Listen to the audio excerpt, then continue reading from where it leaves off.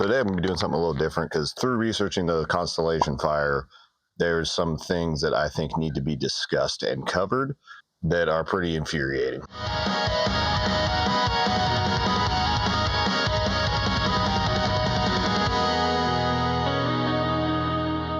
So what I'm going to do is run through what happened initially if you're unaware. That way we can catch you up to speed. And then I'm going to break down why that happened the way it happened. We're going to go through some video, and that's where I'm going to discuss some that I'm seeing that is absolutely insane to watch from human beings in general. So New Year's Eve, about a week and a half ago, time of recording at least, the Constellation or the Constellation bar slash Swiss Alps nightclub burned.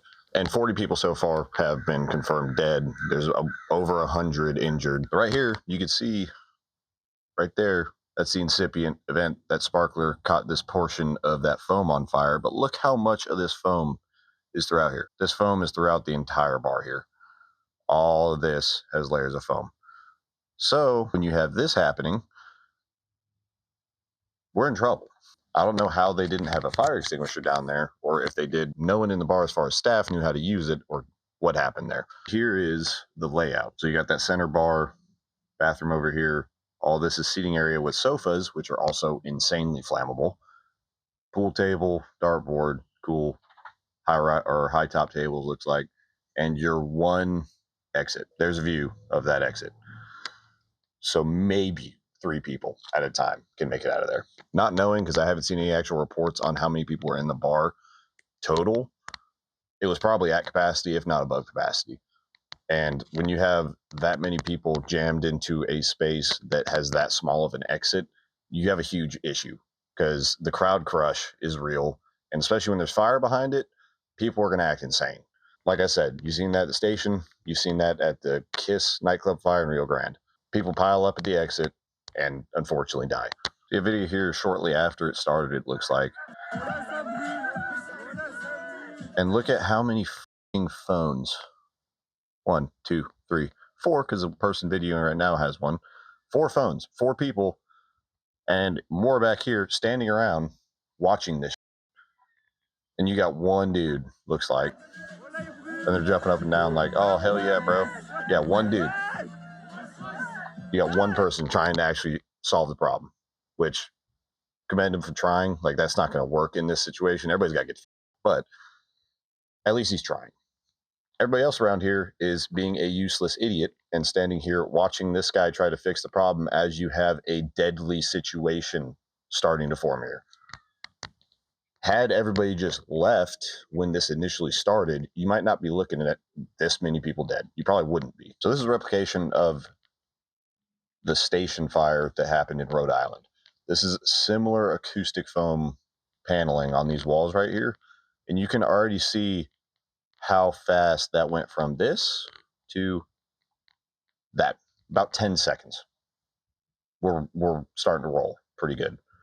Give it another 20 seconds. You got a smoke layer starting to form up here.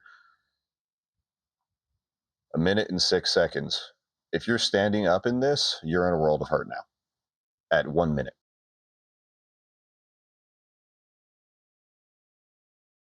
You can't really see it too well, but there's fire all up here at the ceiling.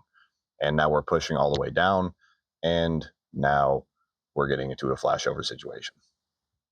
So I'm making this video to help people understand how quickly these things can happen. That was the same acoustic foam. Let's look at a Christmas tree. Typical living room, 12 foot by 12 foot. With your standard Christmas tree on fire, you got a standard sofa right here. You got a standard chair right there, and just normal kind of furnishings. With 8-foot ceiling and an open door.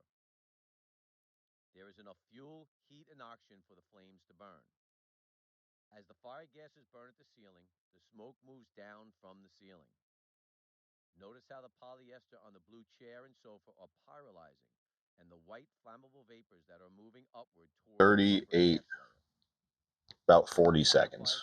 From here to, if you're in that room and you're not getting the fuck out, you're risking being dead. So I don't have for sure a timeline on how long it took for that basement area of that bar to start rocking or flashing to that point. Flashover is when you get that smoke layer pushes all the way to the ground.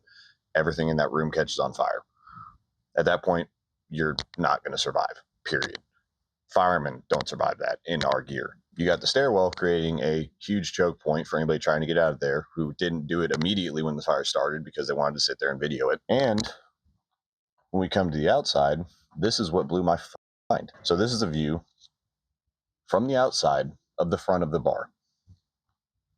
You have people in here trying to jump out the windows, and you got Tweedledee right here videoing the shit, along with whoever's phone this is videoing the shit as people are dying in front of them.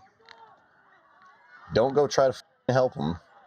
That was a third guy, looks like, with his phone out. No, he's just standing there not helping.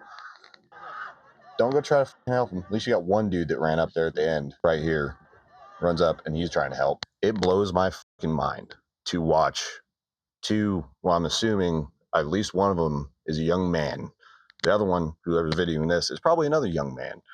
Watching people fucking die and not doing anything to help. Instead, they're pulling out their fucking phone and trying to get a goddamn clip from it. That shit is insane to me. If you can sit there and watch that and not try to help, something's fucking wrong with you. Like I said, I made this video because, and this is an unfiltered one.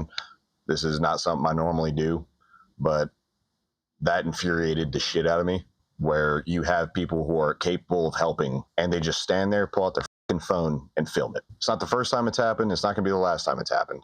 Maybe I'm just sick of it at this point. I don't know, but we need to do better. Like, just overall, we got to be better than that.